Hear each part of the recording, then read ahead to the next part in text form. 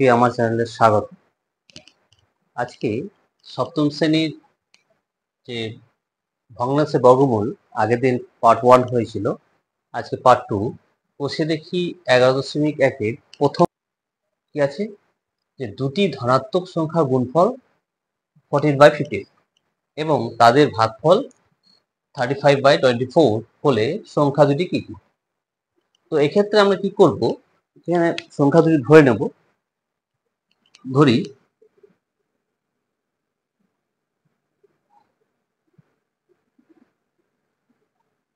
প্রথম সংখ্যা x ও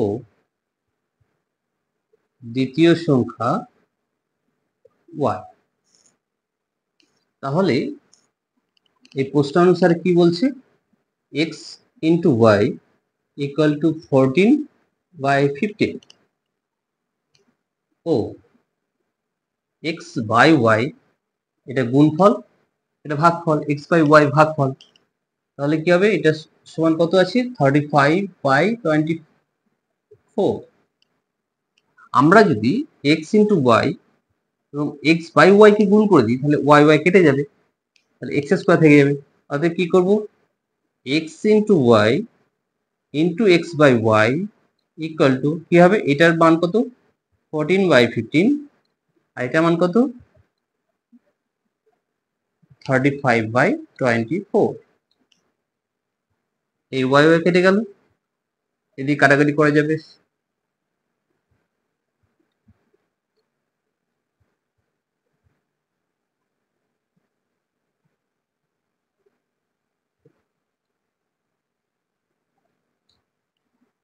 তাহলে কি হচ্ছে, x স্কয়ার ইকুয়াল টু 49/36। অতএব x কত হবে, রুট 49/36 ইকুয়াল টু 7/6। তাহলে x এর মান পেয়ে গেলাম। অতএব y কি হবে, y ইকুয়াল টু কি হবে, 14/15, নিচে x চলে আসবে, 14/15 ইন্টু এটা, এটা মান কত, এটা তাহলে উল্টে যাবে, 6/7, 7 টু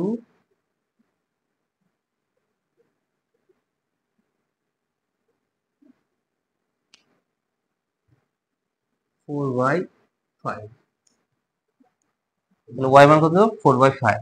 অর্থাৎ প্রথম সংখ্যাটি কত, 7/6 আর দ্বিতীয় সংখ্যাটি হচ্ছে 4/5।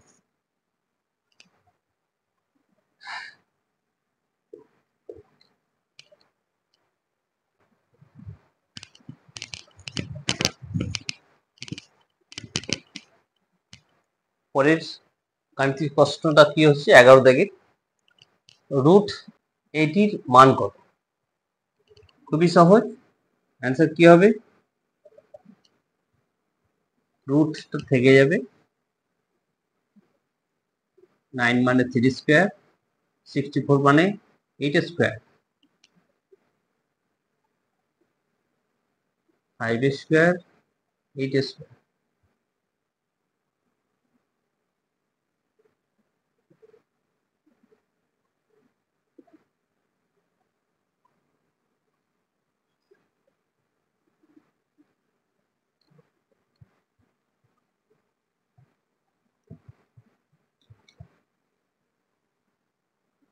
মান কত হলো, 1। খুবই সহজ।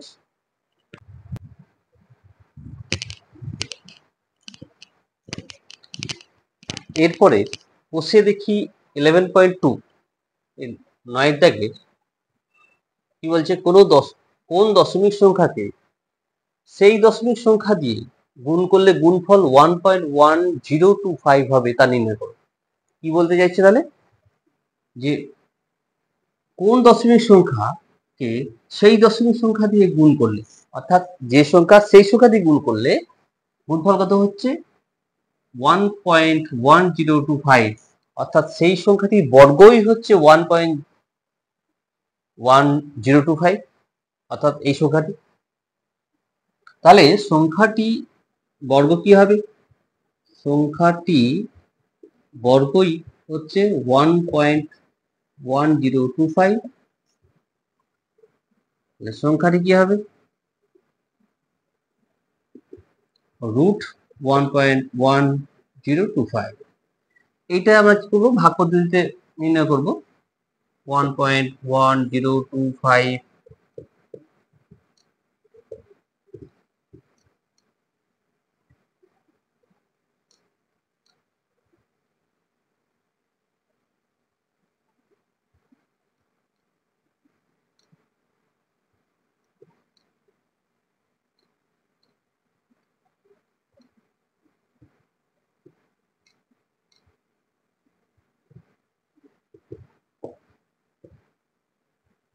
অর্থাৎ সংখ্যাটি কি হবে?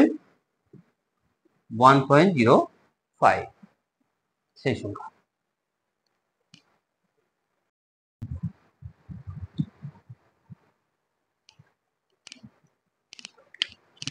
এরপরে যে গাণিতিক প্রশ্নটা বসে দেখি 11.2 12 নম্বর কি আছে? 0.0000328 থেকে কোন ক্ষুদ্রতম দশমিক সংখ্যা বিয়োগ করলে বিয়োগফল একটি পূর্ণবর্গ সংখ্যা হবে? 6 দশমিক স্থান পর্যন্ত নির্ণয় করো। অর্থাৎ এই সংখ্যা থেকে কোন ক্ষুদ্রতম দশমিক সংখ্যা বিয়োগ করলে বিয়োগফল একটি পূর্ণবর্গ সংখ্যা হবে, তার মানে হচ্ছে এইটা পূর্ণবর্গ সংখ্যাতে সামান্য বেশি আছে, সেটাও আবার ক্ষুদ্রতম দশমিক সংখ্যা। অর্থাৎ এর থেকে সামান্য ক্ষুদ্রতম দশমিক সংখ্যা কোনটা বিয়োগ করলে বিয়োগফল যেটা হবে সেটা পূর্ণবর্গ সংখ্যা হবে। পূর্ণবর্গ সংখ্যা মানে কি? যে সংখ্যাটার বর্গমূল যায় বা বর্গমূল হয়। অর্থাৎ এই সংখ্যার বর্গমূল যাবে না, কিছুটা বেশি আছে, সামান্য বেশি আছে, সেটা বিয়োগ করতে হবে। তাহলে আমরা এই সংখ্যাটা ভাগ পদ্ধতির বর্গমূল করতে গিয়ে দেখব কতটুকু বেশি আছে। দেখা যাক, এটা ভাগ পদ্ধতিতে বর্গমূল করা যাক।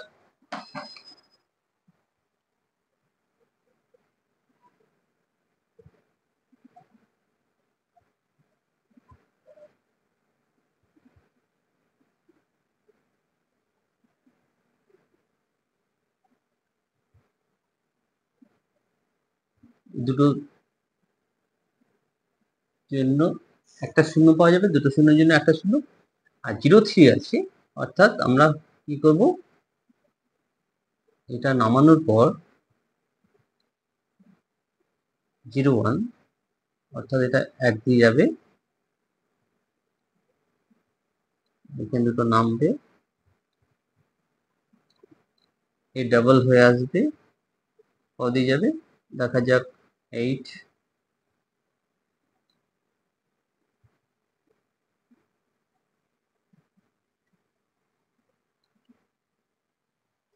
তাহলে এই ভাগ পদ্ধতিতে বর্গমূল করতে গিয়ে আমরা কি দেখলাম? এই 4 বেশি আছে। মনে রাখতে হবে, খেয়াল করতে হবে, এই 4টা কিন্তু পূর্ণ সংখ্যা নয়, কারণ আদি সংখ্যাটাই তো এত দশমিক সংখ্যা। এই 4টে কিন্তু এখান থেকে বিয়োগ হচ্ছে, অতএব পয়সী কত? 6 নাম্বার, 6 দশমিক স্থান পর্যন্ত এই 6তম স্থানে 4 বিয়োগ হচ্ছে। হ্যাঁ, এখানে কিন্তু খেয়াল রাখতে হবে, এই সংখ্যাটা পূর্ণ সংখ্যা 4 নয়। এই সংখ্যাটা কি? এই সংখ্যাটা 4 বিয়োগ হওয়ার অর্থ কি? এইখান থেকে 4 বিয়োগ হচ্ছে, মানে এই সংখ্যাটা বিয়োগ হচ্ছে।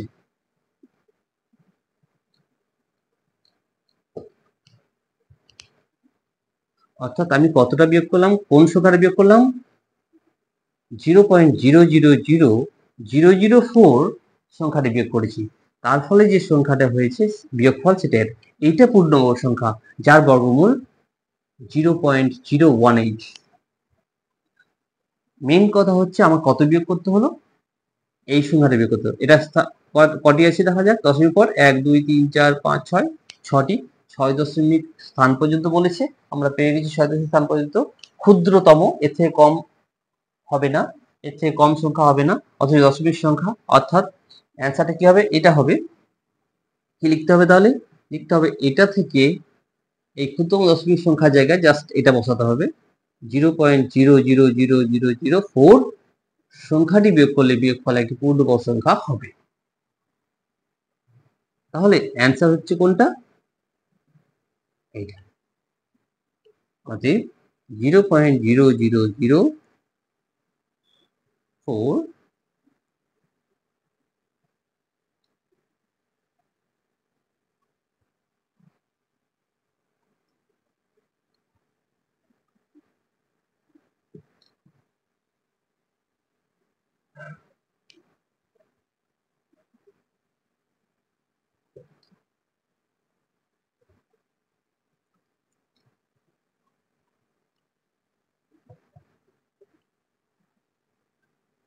হবে।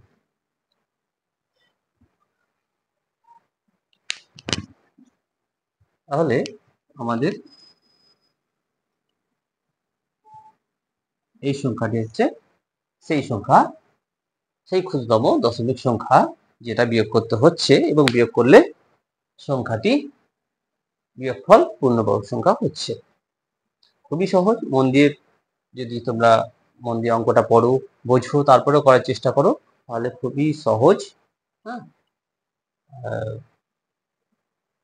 তোমাদের যদি পরবর্তীকালে কোনো সমস্যা হয় পরবর্তী ভিডিওতে সমস্যা সমাধান করে দেবো। আজ এই পর্যন্তই। কোনো সমস্যা হলে কমেন্টে জানাও, সেগুলো পরবর্তী ভিডিওতে তাহলে সলভ করে দেবো, বুঝিয়ে দেবো। ধন্যবাদ।